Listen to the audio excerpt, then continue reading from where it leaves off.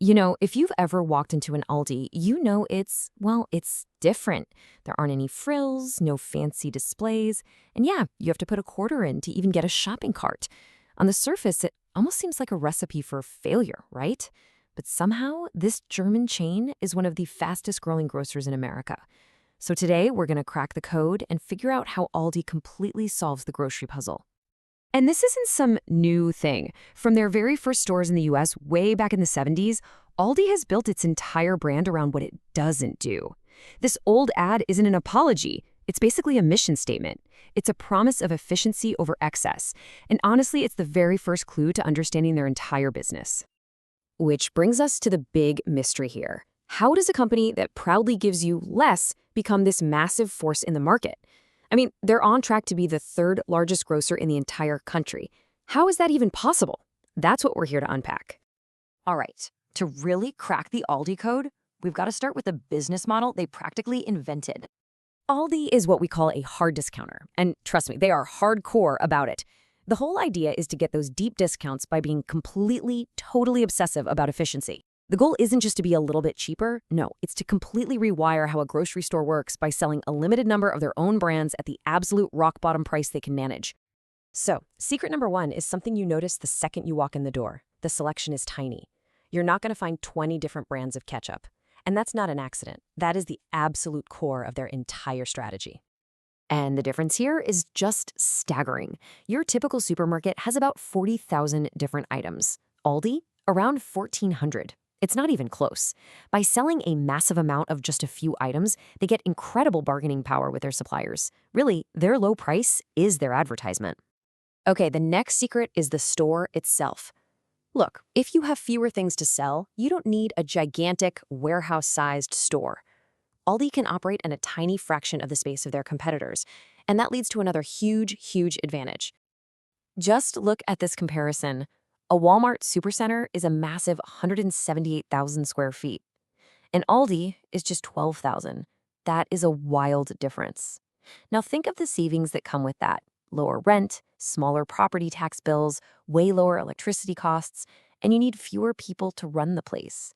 It's a massive cost advantage that's literally built into the blueprint of every single store they open. And this obsession with efficiency, it trickles down into everything they do. These aren't just quirky little policies. They are deliberate, calculated moves to save money. That 25-cent deposit for a cart, that means they don't have to pay an employee to go round them up from the parking lot. Leaving products in their shipping boxes, that saves an unbelievable amount of time stocking shelves. No free bags, giant barcodes on every side of a package, even shorter store hours. Every single decision is designed to cut out waste and cost. And the result of all those little hacks? Well, you get this number. Aldi checkouts are, on average, 40% faster than their competitors. Now, that's not just convenient for you. It means they can serve way more people with fewer cashiers. Every second they save is money in the bank. So we've seen the secrets. Limited choices, small stores, and just ruthless efficiency. Now let's connect the dots and see how it all adds up for those unbelievably low prices. Okay, this chart might actually surprise you. It shows revenue per square foot. And check it out, Aldi is the most productive of all. They are squeezing more sales out of their tiny little stores than their giant competitors. This is a direct result of that high-volume, limited item model we talked about. And here, this is where it all comes together. Look at these operating costs as a slice of their revenue. Aldi spends nearly half as much on staff. Their rent is lower, they spend almost nothing on marketing. And all those savings don't just vanish. They allow Aldi to have a higher profit margin than a traditional grocery store, even while their prices are way lower. It's kind of brilliant. And at the end of the day, here's what it means for your wallet. For a basket of 14 pretty common items, the total at Aldi is just under $25. At Walmart, if you buy the big national brands, it costs you over $42. And even if you switch to Walmart's own store brand, you're still paying over $30. That is a game-changing difference for millions of families. So, a success story this big, it doesn't happen in a bubble. Aldi's crazy growth has sent total shockwaves through the American grocery industry. It's forcing everyone, from Walmart down to your local neighborhood grocer, to completely rethink how they do business. I mean, it doesn't get much more direct than this. When the CEO of the Independent Grocers Association uses the word invaded, you know the disruption is serious. This isn't just some friendly competition. The big, traditional supermarkets see Aldi as an existential threat to their entire way of life. So how do you fight back? Well, it's pretty much a case of, if you can't beat 'em, copy 'em. We're seeing competitors launch their own discount stores, like Kroger's Ruler Foods. They're all pouring money into their own private label brands to compete on price and quality. And of course, giants like Walmart are in a constant price war, trying to take away Aldi's biggest weapon.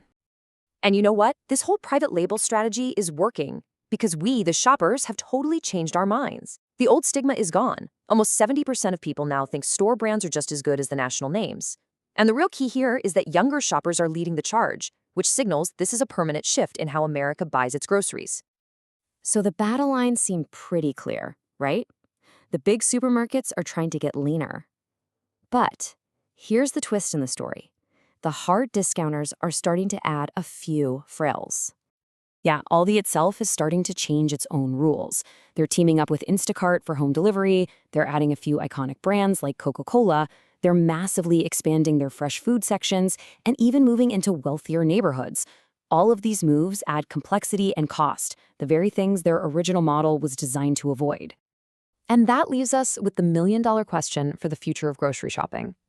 If the no-frills stores start adding frills, and the fancy full-service stores keep cutting their costs and pushing their own brands, what happens next?